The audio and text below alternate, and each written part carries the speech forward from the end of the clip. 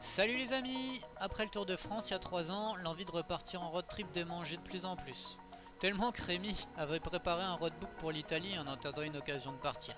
Et bah cette occasion s'est présentée cette année. Donc aujourd'hui, premier jour du road trip, grand départ pour l'Italie du Nord. Et donc on est deux avec Rémi à partir sur cette aventure. Le rendez-vous est donné chez lui le matin à 9 h.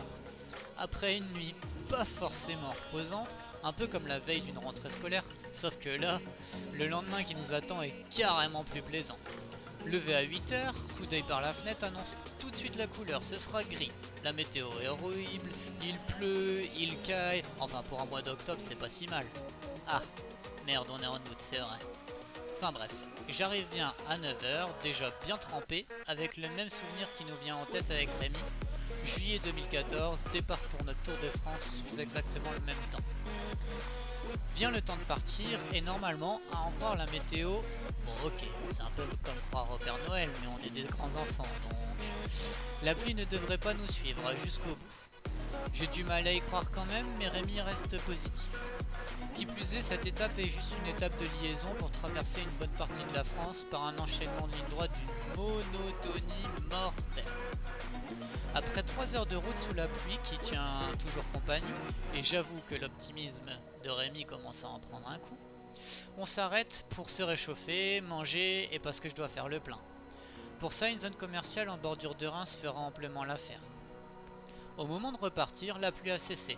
Le ciel est toujours bien chargé, mais au moins on sera au sec.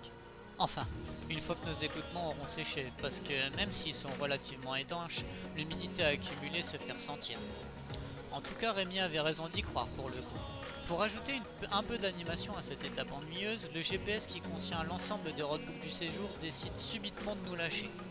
Et après 2 redémarrages sans succès, il faut s'arrêter pour une séance bricolage électronique. Normalement, il suffit de retirer la carte mémoire et de la remettre pour débloquer le GPS. Mais vu qu'un problème n'arrive jamais seul, Rémi a la super bonne idée de mal remettre cette foutue carte mémoire et du coup de la faire tomber à l'intérieur même du boîtier GPS. Du coup, démontage complet du GPS sur le bord de la route. Heureusement qu'on emmène toujours un peu d'outillage avec nous. Une fois tout rentré dans l'ordre et une bonne séance de fou rire sur le bas-côté, nous reprenons la route. La suite se passe sans encombre. La route et nos équipements sont secs, ce qui nous permet d'augmenter un peu le rythme, malgré l'ensemble des radars qui pullulent le long des routes françaises. On finit par rallier Besançon, qui sera la ville de fin de cette première étape. Après 545 km, une fois n'est pas coutume, la nuit se fera dans un motel, qui n'a que le nom qui soit de première classe.